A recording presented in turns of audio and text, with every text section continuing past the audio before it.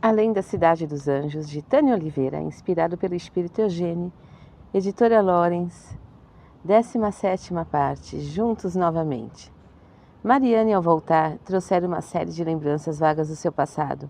Sua sensibilidade ou mediunidade, como queiram, manifestava-se por sonhos que traziam à consciência alguns momentos de suas passagens pela Terra. O conhecimento de Raquel, sua avó, sobre tais fenômenos, possibilitava-lhe algum entendimento sobre o que estava acontecendo. Mas a verdade é que a melancolia, aparentemente sem sentido, que a envolvia, era fruto do remorso desenvolvido pelas faltas cometidas em relação a Philip, assim como pela saudade de Paul. O nascimento deste, em Chicago, estava dentro de uma programação reencarnatória pré-estabelecida, onde os nossos protagonistas iriam traçar as novas diretrizes de suas vidas. A relutância de Mariane em voltar aos Estados Unidos, mais especificamente a Chicago, devia-se à repercussão no presente das lembranças de sua última encarnação. Embora essas recordações lhe proporcionassem alguma alegria, traziam, por outro lado, um certo amargor pelos fatos ocorridos em passado não muito distante. Philip, reencarnado como James O'Neill, perdoara-lhe o grave erro cometido ao abandonar-lhe no auge de sua felicidade matrimonial. Aceitara-a novamente como esposa, em parte devido à bondade de seu coração e para tê-la mais uma vez ao seu lado. A semelhança de Mariane com Lívia, que preenchia todos os anseios de sua alma, fazia com que desejasse muito essa aproximação. Assim, apesar da angústia e apreensão, Mariane chegou a Chicago em plena primavera. À medida que o avião aproximava-se de seu destino, seu coração disparava. Ao vislumbrar a fabulosa cidade, sentiu uma emoção indescritível e aparentemente inexplicável. Após o desembarque, procurou com expectativa a figura alta e forte de James entre o grupo de pessoas que a aguardavam ansiosas por seus familiares e amigos. Em poucos segundos, encontrava-se nos braços carinhosos e ternos de seu marido. James não se contia de tanta felicidade. Abraçava, beijava-lhe o rosto, os lábios e os cabelos. Estava mais linda do que nunca. Mariane, por sua vez, recostara a cabeça em seu ombro, sentindo-se finalmente segura. Ali sim era seu lugar, pensava aconchegando-se ao esposo. Embarcaram no carro, enquanto James dirigia falando da saudade que sentira, que chegara a temer que não viesse mais. Mariane sorria, surpreendendo-se ao longo do caminho. Algo naquela cidade lhe parecia profundamente familiar. O rio, o lago, aquela atmosfera não pareciam estranhos. À medida em que o carro se deslocava pelas ruas da cidade, sentia crescer a sensação de estar voltando para casa. Ao final de alguns minutos, chegaram à simples, mas graciosa residência situada nos arredores do Lutheran Memorial Hospital, localizado em agradável bairro ao norte da cidade. Mariane, ao entrar em sua nova casa, sentiu-se radiante pela feliz escolha de James. Ele certamente tinha pensado nela ao buscar uma casa com jardim, com cores discretas, móveis de um estilo sóbrio, aliando funcionalidade e a beleza do ambiente. Almoçaram juntos e James retornou ao hospital, enquanto Mariane procurou descansar da exaustiva viagem. Recolheu-se ao quarto e, após alguns minutos, dormia. Sem perceber como, reconheceu-se em época e locais diferentes.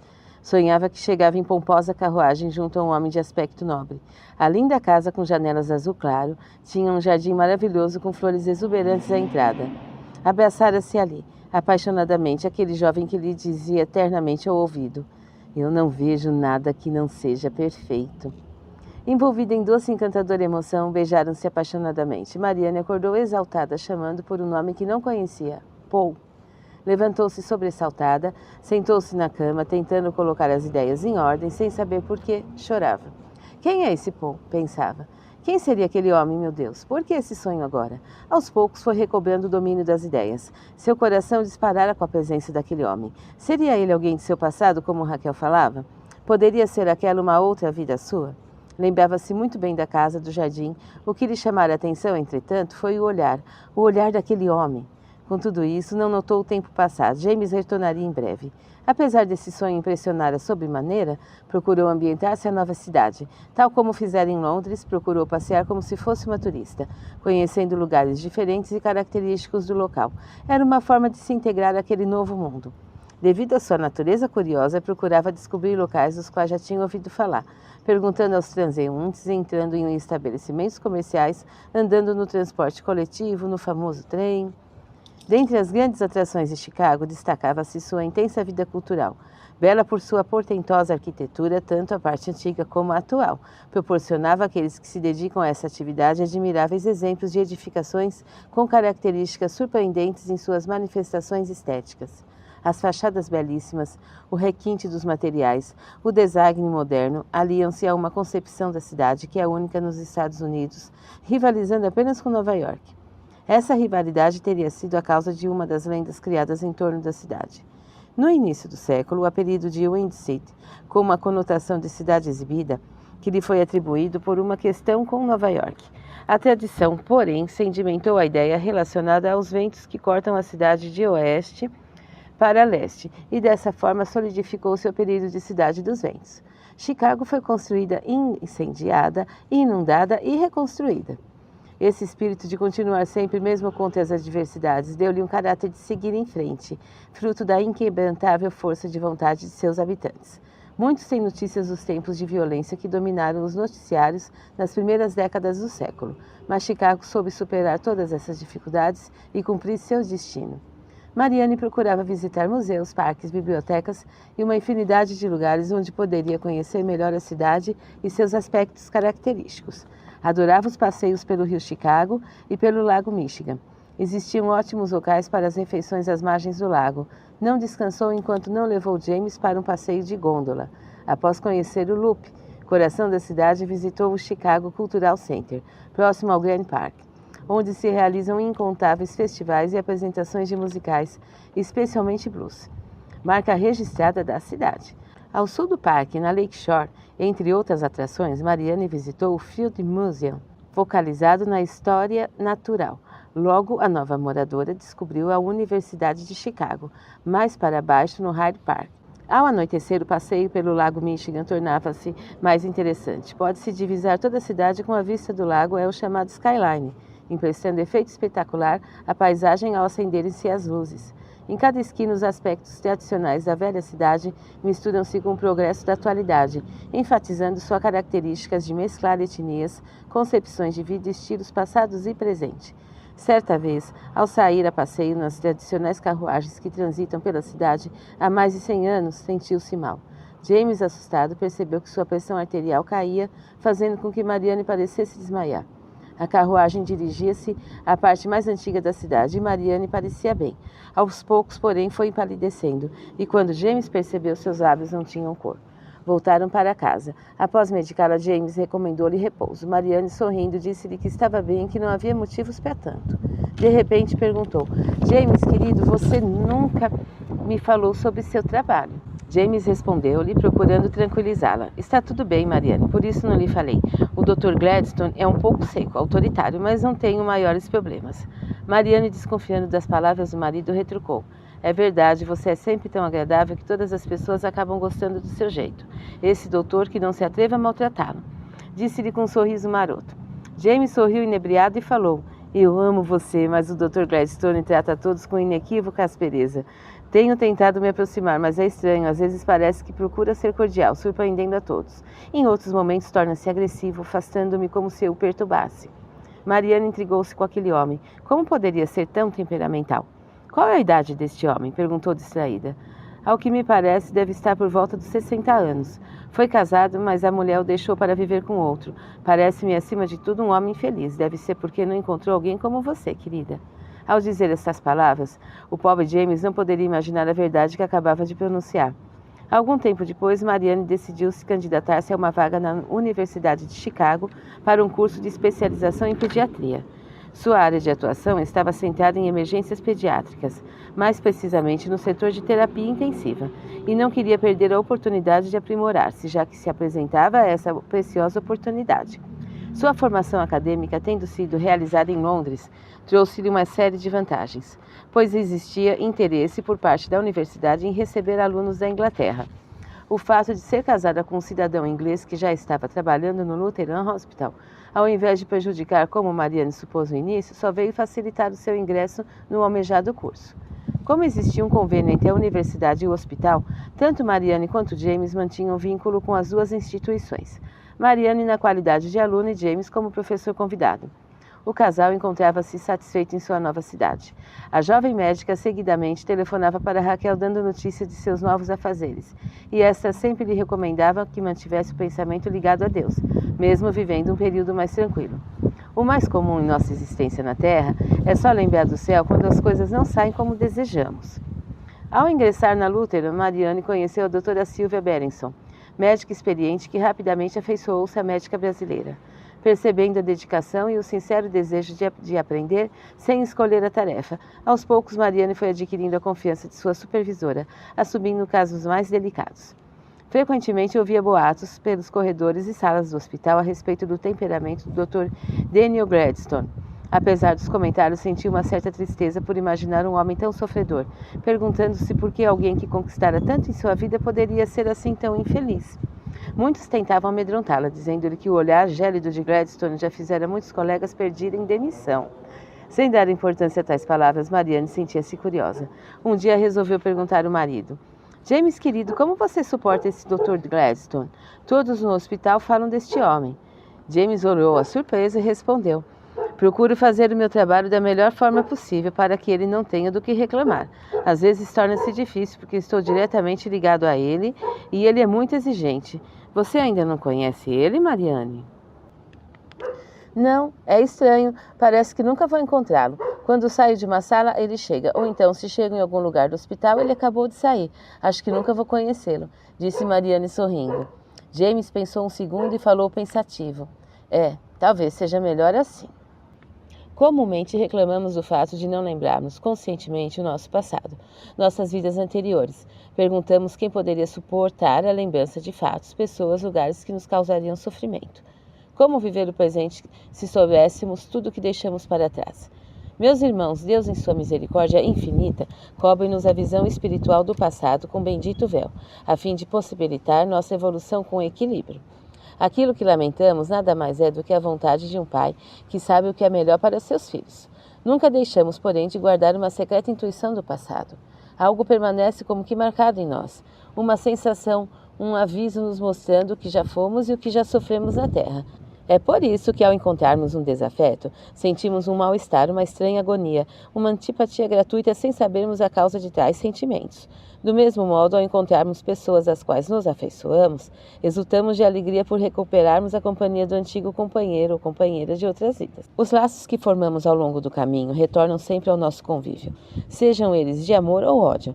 Por essa razão, nossas atenções devem concentrar-se no esforço ininterrupto de construirmos elos de amor com os nossos semelhantes, para que estas almas venham ao nosso encontro ajudando-nos na jornada de nossa redenção espiritual. Os acontecimentos, todavia, tomaram o rumo que James inconscientemente temia. Mariane terminava o seu plantão em um dia normal. De repente, ao perceber um movimento inusitado na emergência, dirigiu-se para lá apressadamente. Tinha sido um dia exaustivo e a doutora O'Neill, como era conhecida, estava realmente cansada. Ao chegar à recepção, encontrou uma menininha estendida sobre uma maca, rodeada por seus familiares. A equipe de enfermagem transmitiu-lhe as primeiras impressões, colocando-a a par dos sinais vitais, temperatura, sintomas. Após checar as informações, já desconfiando do diagnóstico, Mariane pediu um exame de líquido céfalo-raquidiano. A febre alta acompanhada de vômitos, a rigidez da nuca e a forte dor de cabeça que castigavam Jéssica, esse era o nome da menina, davam quase por certo o quadro de meningite. Precisava certificar-se se era de origem viral ou bacteriana, o mais depressa possível, para resolver qual procedimento tomar. Tratava-se de um quadro comum dentro da emergência pediátrica, mas Jéssica era uma menina de compleição delicada, um pouco abaixo do peso ideal para a sua idade, e o quadro, apesar de ser controlável, requeria intervenção urgente. Após ser constatada a meningite bacteriana, Mariane prescreveu a dose de antibiótico adequada, mantendo Jéssica medicada para a febre e dor. Desde que vira Jéssica usando um vestido vermelho com pequenas e delicadas flores, em um modelo tipicamente infantil, Mariane sentia-se estranhamente atraída por aquela menina. Ao finalizar o primeiro atendimento, Mariane dirigia-se ao encontro dos familiares quando Ellen, uma das enfermeiras, falou-lhe discretamente: Doutor O'Neill, a senhora sabe quem é esta menina? Mariane, surpresa, voltou-se para a moça e perguntou: Não, Ellen, de quem se trata? Ellen apontou para a sala onde os familiares esperavam notícias e disse: Nada mais, nada menos que a neta do Dr. Daniel Gladstone. Aquela senhora sentada à mais esquerda é a ex-mulher dele. Ao centro está a filha e à direita o marido dela. Mariane dirigiu o olhar na direção indicada e observou a família reunida. Em um segundo pode perceber a agonia pela qual passavam aquelas pessoas. Apressou o passo e logo apresentava-se para a ex-senhora Gladstone e família. Procurou tranquilizá-los, dizendo que apesar da gravidade da doença, Jéssica já estava medicada adequadamente e que deveriam esperar sua reação. Joanne Gladstone era uma mulher bela, mas extremamente arrogante. Voltada a seus próprios interesses, estranhou que uma médica ainda jovem fosse responsável pelo atendimento de sua neta, sua filha, Chelsea. Ao contrário, simpatizou com Mariane, notou a firmeza de seu procedimento e, apesar da apreensão característica das mães, sentiu-se um pouco mais tranquila, assim como o pai da menina. Joanne, contudo, obtemperou arrogante, provocando. Doutor, o que mesmo? Chama-me doutora Mariane O'Neill, senhora, respondeu Mariane pacientemente. Pois bem, doutora O'Neill, sei que meu ex-marido está viajando. Quando ele chegar, com toda certeza tomará conta do caso. A senhora entende, não? Disse, medindo o peso de suas palavras. Mariane calmamente continuou. Certamente, senhora. O Dr. Gladstone deve retornar amanhã mesmo. Segundo me foi informado, a doutora Sylvia Berenson, chefe do departamento, está indicada para dar prosseguimento ao atendimento de Jéssica.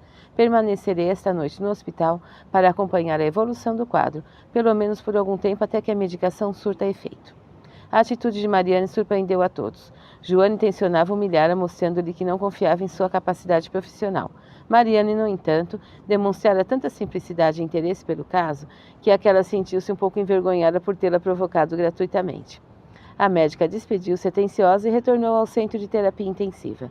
Avisou James do ocorrido e, embora cansada, procurou dar a atenção necessária ao caso. Devido à sua formação cristã e simpatizante da doutrina espírita, sabia que a prece é capaz de realizar qualquer coisa quando feita com fé e confiança.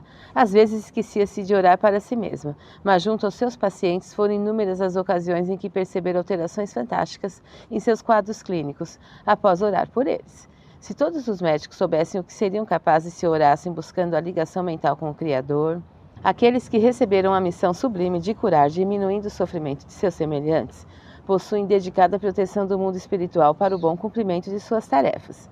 Diversos estudos experimentais têm sido realizados na área médica, indicando diferenças relevantes na recuperação entre os pacientes que oram e acreditam em um poder superior e aqueles que nenhuma fé possuem. Os resultados mostram a predisposição para a cura e até a remissão da doença no primeiro grupo, assim como o avanço e a morte no segundo.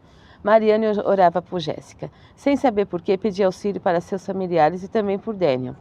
No dia seguinte, apesar de não haver alteração significativa no quadro, Mariane dirigiu-se para casa.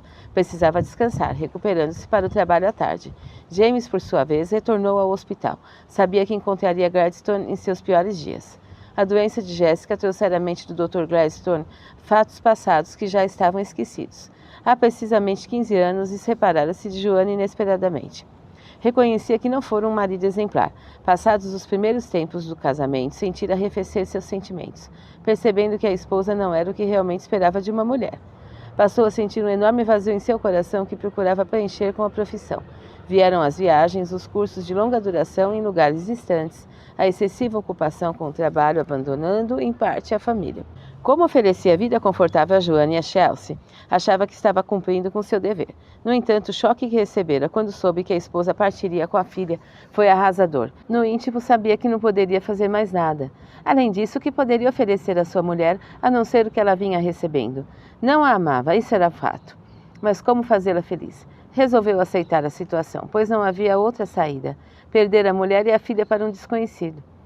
Sentia que sua vida pessoal desmoronava ao lado de seu sucesso profissional inquestionável. Procurou dedicar-se ao estudo e às pesquisas, tarefas que o absorviam quase integralmente para tentar não lembrar. Mas o que o tornava profundamente amargurado e taciturno era uma sensação indefinível que lhe invadia a alma, um sentimento de perda, de saudade e de dor inexplicável. Como explicar sentimentos tão confusos e indecifráveis? Sabia que caminhava para a morte, solitário e abandonado. Esses eram os pensamentos de Daniel Gladstone, enquanto se dirigia ao hospital. Recebera notícias de Jéssica ainda antes de sair de casa, e ansiava por chegar ao seu destino para certificar-se de seu estado. Ao chegar à unidade pediátrica dedicada aos casos mais graves, foi tomado de angústia ao verificar a debilidade da menina. Jéssica jazia sobre o leito adormecida. Aproximou-se e procurou verificar seu prontuário e as providências tomadas. Não havia outras medidas a tomar. Precisavam esperar os acontecimentos. Ao sair da sala, encontrou-se com Joanne e Chelsea. as duas vieram ao seu encontro e, apesar do constrangimento, Joanne abraçou-o agradecendo sua presença. Daniel olhou para sua ex-mulher pensativamente e realmente não sentia mais nada por ela, a não ser a amizade fraterna que permanecia em alguns relacionamentos. Certamente teria sido melhor para os dois se tivessem evitado a separação. Não sendo, porém, evitada, a melhor coisa a fazer seria não guardar velhos ressentimentos e rancores. Joanne foi quem falou primeiro. Você está muito bem, Dan, nem parece que passou dos 30. Falou brincando. É uma pena nos reencontrarmos logo nessa hora. Daniel olhou-a com expressão melancólica e retrucou. Esquecemos o passado, Joan. Precisamos ajudar Chelsea e o marido nessa hora difícil. Neste momento, Chelsea abraçou-o pedindo. Pai, faça tudo o que for possível por nossa Jéssica. Como está Jennifer? Perguntou-lhe o médico. Jennifer era irmã gêmea de Jéssica. Estava há alguns dias na casa de Joanne e assim evitar o risco de contágio junto à irmã. Daniel respirou aliviado, mas recomendou todo o cuidado com a outra neta. Joanne lamentava-se revendo o dia em que fora buscar Jennifer para passar o fim de semana em sua casa. Encontrar as duas meninas brincando no quarto, sentadas no chão. Ambas estavam com um delicado vestido e usavam o cabelo preso com fitas, chamando-lhe a atenção a beleza do quadro.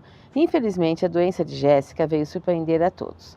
Lembrava-se de que naquele dia, ao entrar no quarto e dirigir-se para elas, mesmo sendo recebida com expansões de alegria, Joanne chorava. Daniel colocou a mão em seu ombro, dizendo-lhe palavras de reconforto.